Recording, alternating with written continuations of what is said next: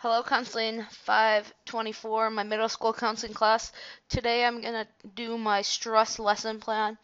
Um, as I go through my lesson, I don't have anyone that I am presenting my lesson to, so I'm going to be fake calling on students, and things are going to pop up on my PowerPoint, and those are things that I think the students would answer with, and I'll pretend to call on them just like I would anyone else in my class.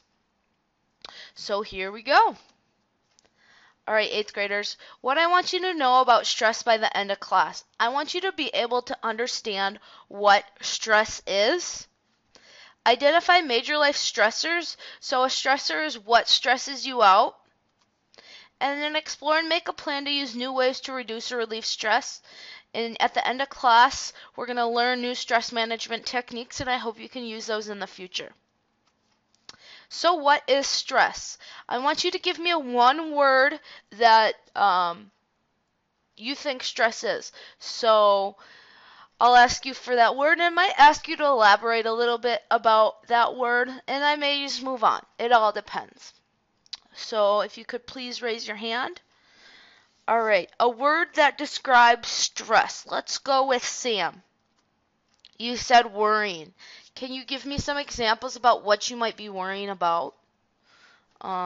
You said finishing homework uh, because you're in a lot of different activities. That's good. Let's go with Mason. Freaking out. Okay, a lot like worrying.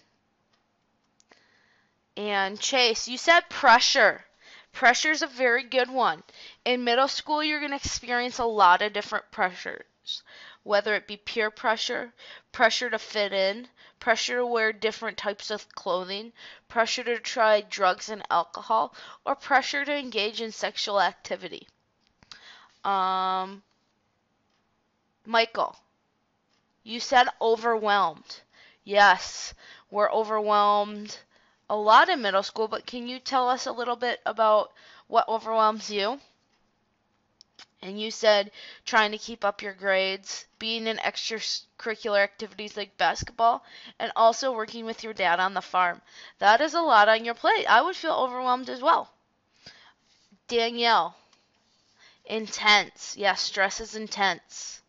Bryson, anxious. Yeah, when we are stressed out, sometimes we're anxious. Sometimes I lay in bed at night and wonder, what am I going to accomplish tomorrow? Or if I'm driving to school, sometimes I'm anxious about getting things done.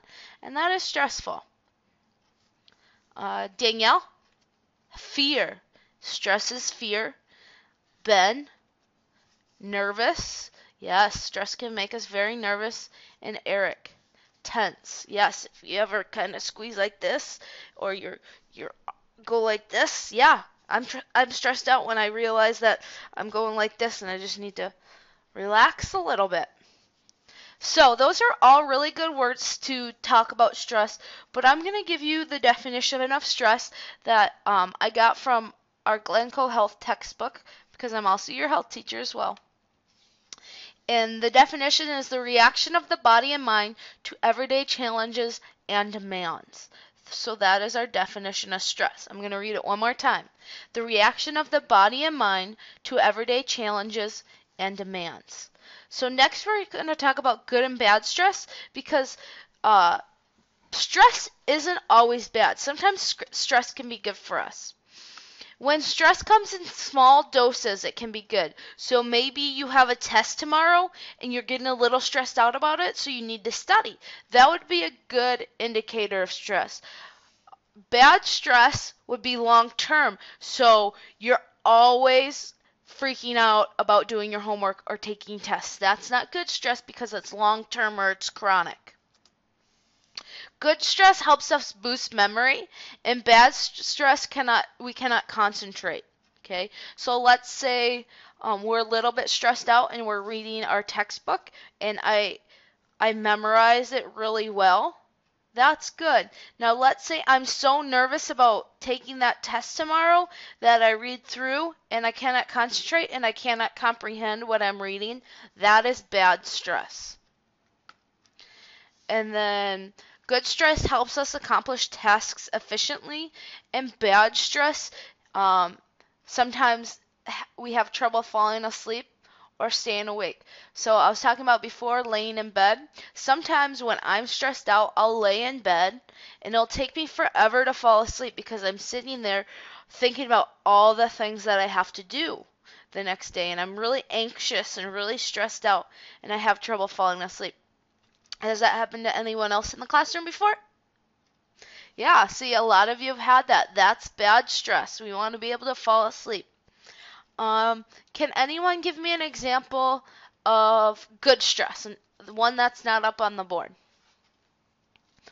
Let's go with Eric. Good stress is being nervous before a game. Yes, sometimes being nervous can be good. It means our adrenaline's going, our endorphins are kicking in. So being a little bit nervous before a game is good.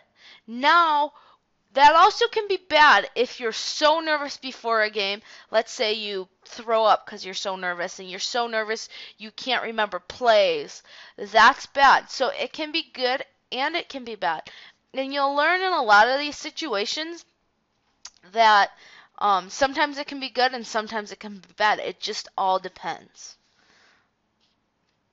Okay, so next we're going to talk about stressors. So what a stressor is a stressor is something that stresses you out. So for instance, a stressor for me might be driving really fast in a car. That might stress me out a little bit. That would be one of my stressors. So in this teen health video, teens are going to talk about different stressors in their life, and it's about 2 minutes long, so please pay attention during this video because we have an activity that's going to go really well with this video. The things that worry me, school grades. I'm going to be driving soon, so I guess driving on the road with other people who are drunk, possibly. What causes drama is that when you go out with a boy, you always know that somebody likes that boy. Some of the stress I feel in my life is maybe comes from school or my parents. I get into a few arguments with my parents. School is pretty stressful, tests and quizzes and homework and studying and all this and all that. Mainly, I worry about my grades. I don't really like having bad grades. Like if I get a C or a D, that really upsets me. They come up to you and say, oh, you have my man, oh, you have my girl. We're going to fight over this. I'm going to start saying all this about you. What's hard about high school is, 8th grade, they're kind of just easy on you, and then you go into 9th, 10th, 11th, and 12th, and they get harder on you, and they're getting harder on you because you need to go to college. There's definitely some pressure and stress in my life with trying to balance so many different activities and the academics and everything. Senior year, I'm in a giant pool of stress because I have to figure out everything that's going to happen next year, moving on in my life, and kind of sometimes I just need to step back from it and, sit down and think to myself, okay. Music does help me with my stress. I like to be by myself when I'm upset. Playing the drums is a huge escape. It gets a lot of anger out, and it's physically exercising. It's just really fun. You get to hit things and make loud noises. So really trying to find those times where I can just take a little step back from all the pressure and the stress, that really helps. And so I try to do that as much as possible. It's all going to happen. It's going to be okay. You just have to take it as it comes, roll with the punches. All right, next we have an activity. What I want to do is, as a class, I want to talk about and make a list of different stressors in everyone's life. So, raise your hand if you want to talk about a stressor. Sam, school demands. Can you elaborate on that a little bit? So as you guys are going through school, it seems like every year school's getting harder and harder. Yes, good. Mason, an after-school job. A lot of you right now may not have after school jobs. Some of you might babysit or work on your parents' farm, and that can be stressful. Mason, you said you work with your dad on the farm after school, and you're trying to juggle school and work. Good. Danielle. Puberty.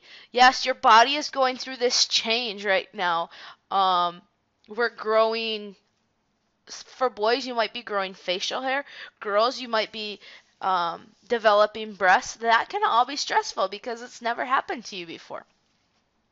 Let's go with Bryson. Friendships. Yes, friendships can be a stressor in your life, trying to make new friends. Chase? Taking on a busy schedule. Yeah, we talked about school's getting harder. Some of you have after-school jobs. Some of you are in extracurricular activities or sports. And some of you have all three of those going on. So it is a busy schedule. Michael? Problems with friends. Chase? Illness. And when we talk about illness, it doesn't have to be an illness to you. It could be an illness to a family member, an illness to a friend. Adrian?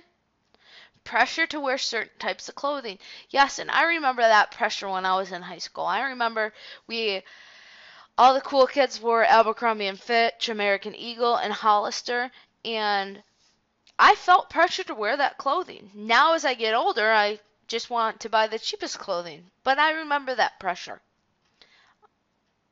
Michael. Dating, yes. You guys are at a stage where some of you have already had boyfriends and girlfriends, some of you are thinking about having boyfriends and girlfriends, and some of you have no interest at all in having boyfriends and girlfriends. And that can be a stressor, and sometimes your friends are pressuring you to date someone. Let's go with Eric. Pressure to use drugs or alcohol. Yes, and that pressure is going to get even more intense as you go into high school. Gracie. Family issues. And let's get one more from Sam. Not fitting in. Those are all good stressors. Okay, so the next thing I need you to do is you all have a blank sheet of paper on your desk. It should look something like this. I want you to take that sheet of paper and cut it into 12 different squares.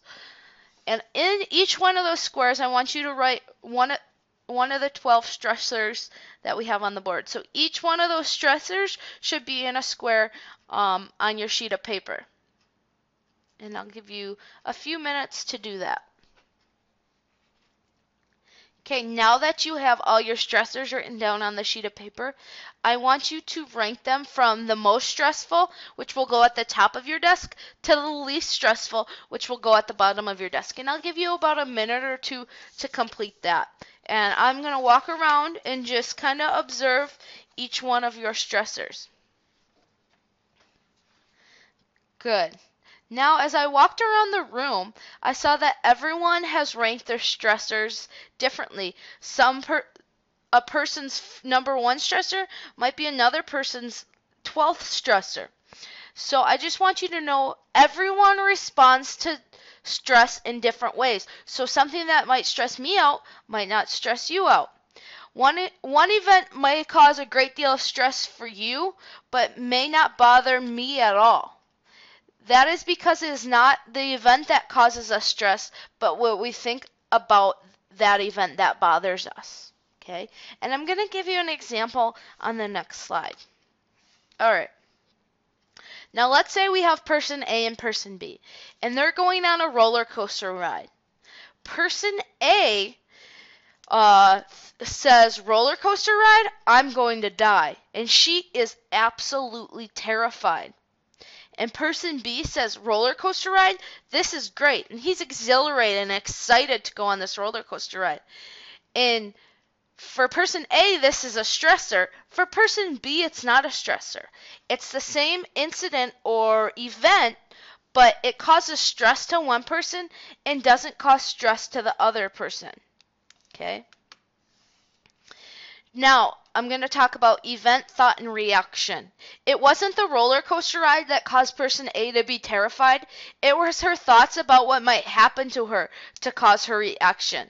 So, we had our event, which was our roller coaster ride. She thought she was going to be terrified, or she thought she was going to die, and her reaction was to be terrified.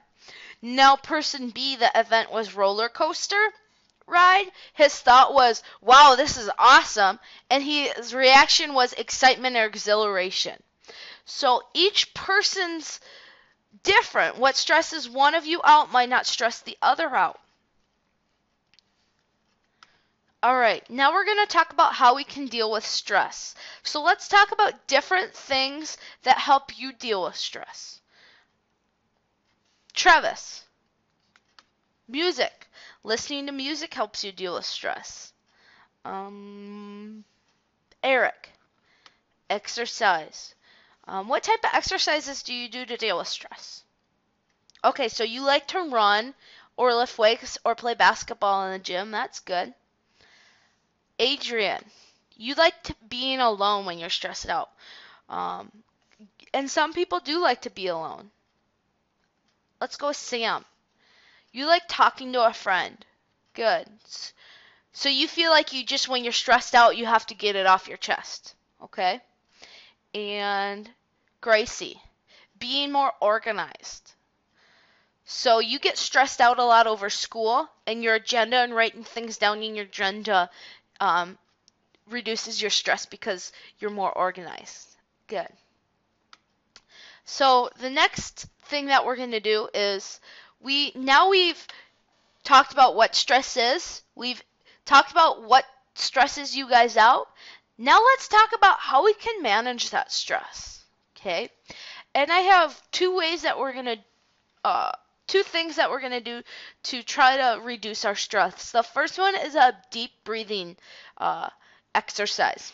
So what you're going to do is I'm going to have you spread out anywhere in the room. I have some nice comfortable yoga mats down there if you want to lay down. If you want to sit in your chair, you can. Or you can lay on a table. You can lay on the floor. You can stand up. I just want you to feel really, really comfortable. Okay? Now, you're going to put one hand on your chest and the other on your stomach. We're going to inhale deeply through our nose, and as we inhale deeply, you're going to notice your belly's going to expand, so your belly's going to go out. We're going to hold that inhale for 4 seconds, and we're going to exhale through our mouth. Okay? So inhale through your nose, hold for 4 seconds, exhale through your mouth. Okay? We're going to do this a few times. Ready? Go.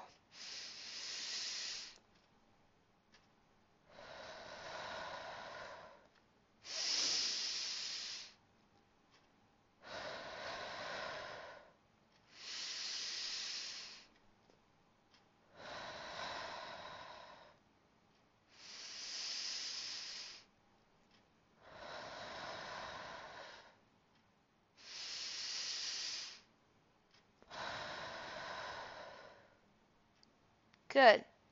Now as we did this, you should notice that your hand on your chest doesn't move very much. Your hand on your belly is the one that's going to expand and come back in. Okay? We're going to do it about 4 more times. We're going to inhale through our nose, hold for 4 seconds, and exhale through our mouth. All right, ready?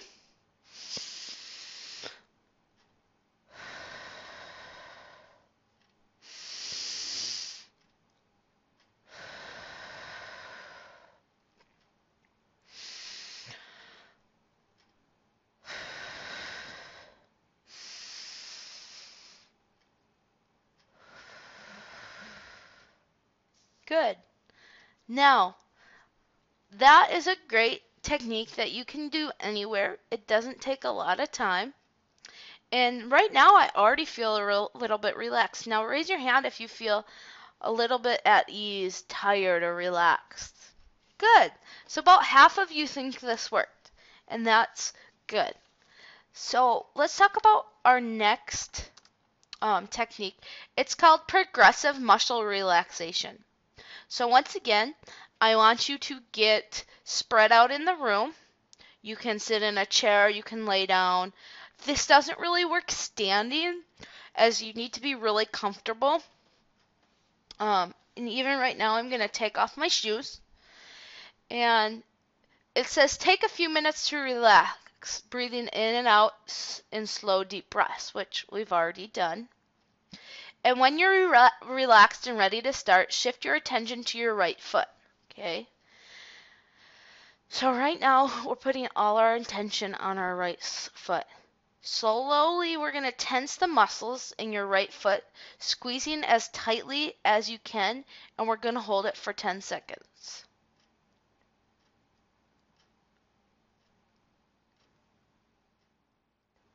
Okay, relax your right foot. Focus on the tension flowing away from your foot, and it should feel limp and loose. Okay? Now we're going to shift our attention to our left foot. We're going to squeeze it and hold it for 10 seconds.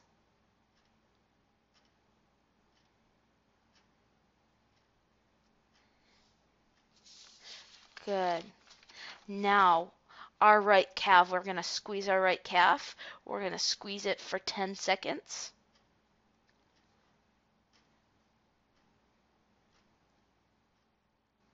And release. Now our left calf, we're going to squeeze for 10 seconds.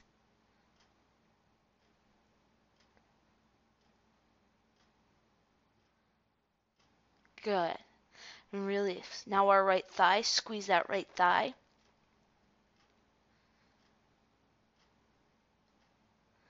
And release. Now our left thigh, let's squeeze our left thigh.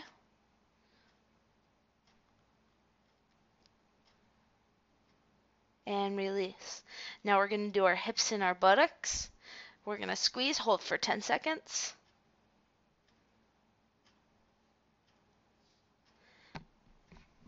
And release. Now our stomach, let's squeeze it for 10 seconds.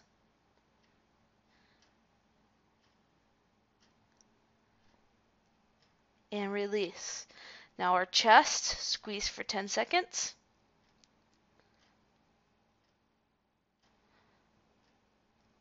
And release.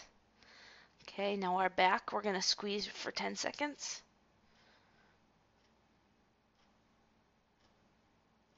Release. We're going to do our right arm and hand. We're going to squeeze for 10 seconds.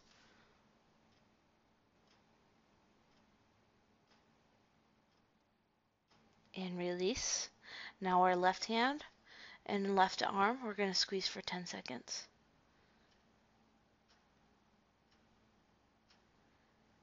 And release. Now our neck and shoulders.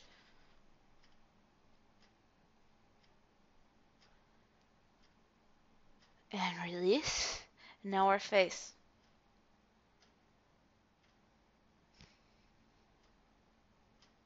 And release. Good. Now, as we contract our muscles and then we relax them, it's supposed to release some tension. And it may take some practice at first, but try not to tense muscles other than those that were intended. So as we're doing our feet, let's try not to tense our arms or our legs. Okay?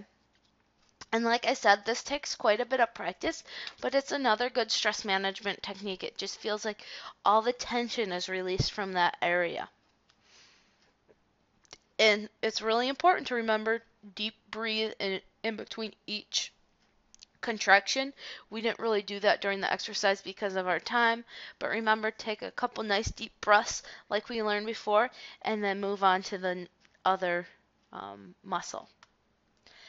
And this is just the sequence that went. It went right foot, right calf, right thigh, hips and buttocks, stomach, chest, back, right arm and hand, left arm and hand, neck and shoulders, and face.